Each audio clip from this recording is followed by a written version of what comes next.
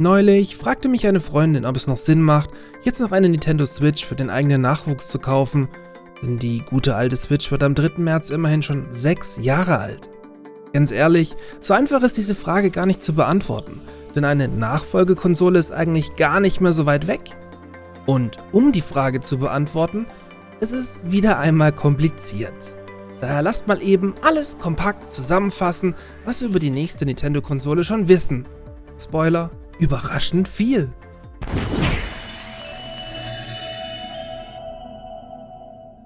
Zunächst mal sollte man verstehen, warum das bei Nintendo dieses Mal so lange dauert. Zum einen hätten wir da die Verkaufszahlen, denn die noch aktuelle Nintendo Switch verkauft sich nach wie vor in rekordverdächtigen Stückzahlen und konnte als so ziemlich einzige Videospielekonsole von diversen Lockdowns sogar profitieren.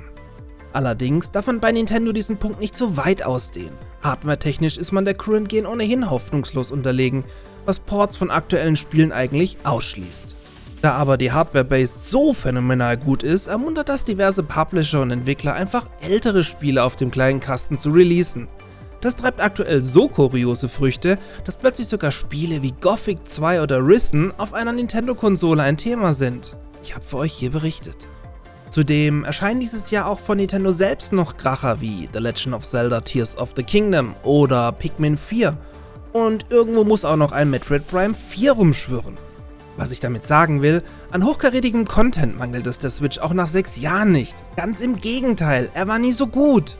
Der dritte Punkt ist die Halbleiterkrise, die sich zwar in den letzten Monaten wieder verbessert hat, aber zum Beispiel nach wie vor dafür sorgt, dass eine PS5 oder Xbox Series X auch 2 Jahre nach Release immer noch Mangelware ist, wohingegen die Switch mit veralteter Hardware weiterhin in Massen produziert werden kann und davon weit weniger betroffen ist. Gerüchten zufolge ist aber deshalb eine sogenannte Switch Pro mit stärkerer Hardware auch nie erschienen. Stattdessen brachte man die OLED-Switch, die man ebenfalls in Massen produzieren konnte.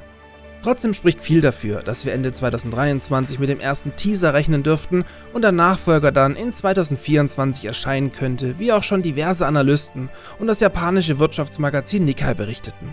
Zudem berichtet Nikkei auch, dass die neue Konsole soweit fertiggestellt zu sein scheint, dass Nintendo bereits mit Zuliefern über einzelne Bauteile verhandelt, was sie nur tun können, wenn die Hardware bereits finalisiert ist. Was wir hingegen bereits seit einiger Zeit sicher wissen, ist, dass der Grafikchip wie bei der Switch wieder von Nvidia bereitgestellt wird. Dieser nennt sich Tegra T239 und wurde durch einen Hack geleakt und später durch eine versehentlich veröffentlichte E-Mail sogar indirekt bestätigt. Der Tegra T239 ist eine abgespeckte und daher energieeffizientere Version des Tegra T234. Was eigentlich schon bestätigt, dass die nächste Nintendo-Konsole ebenfalls mobil nutzbar sein wird. Hierbei handelt es sich erneut um ein Custom-Design, welches mit 8 Kernen, aber einen deutlichen Performance-Schub bedeutet. Zudem ist dieser Raytracing und viel wichtiger, DLSS-fähig, was bedeutet, dass 4K-Auflösungen am TV kein Problem mehr darstellen sollten. Die Technik ist eine Eigenentwicklung von Nvidia und sorgt dafür, dass Spiele in niedrigerer Auflösung berechnet werden und sich dann durch dedizierte Hardware und KI-Algorithmen in höherer Auflösung darstellen lassen. Das spart ungemein Leistung und sieht teilweise sogar besser aus als das native Original. Aber auch so soll der Tegra-Chip von Nvidia sehr ordentliche 4 Teraflops liefern können. Zum Vergleich, die Switch schafft 0,4 Teraflops, eine PlayStation 4 1,84 bzw. 4,2 in ihrer Pro-Version.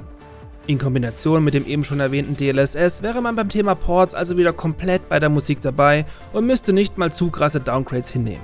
Nun zu dem, was wir noch nicht wissen.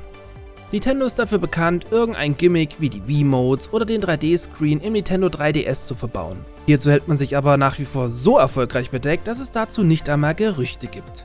Es wäre aber sehr Nintendo-untypisch, einfach nur eine 2 hinter die Switch zu klatschen und das Ding mit nur stärkerer Hardware auf den Markt zu werfen, wie es Sony seit Jahren tut. Da man bei Nintendo aber die langen geteilten Teams zwischen Gameboy und stationärer Konsole zusammengelegt hat, ist es relativ sicher, dass am Hybrid-Konzept weiter festgehalten wird, was auch Sinn macht, da man hier quasi eine Monopolstellung einnimmt. Zudem hatte man für die Nintendo Switch ein grundlegend neues Betriebssystem geschrieben, in welchem sich, mehr oder weniger, diverse Hinweise auf ein ganzes Ökosystem an Konsolen verstecken. Im Gegensatz zu früher sollte der Nachfolger hiervon insofern profitieren können, dass er eigentlich problemlos komplett abwärtskompatibel sein könnte. Der riesige eShop sollte also 1:1 übernommen werden können und den Entwicklern sogar die Möglichkeit geben, via Patch Grafikverbesserungen und Performanceverbesserungen nachzureichen. Es bleibt also spannend und ich gerne für euch an der Sache dran. Also gerne ein Abo dalassen, damit ich euch dann, wenn es Handfesteres gibt, auf dem neuesten Stand halten kann.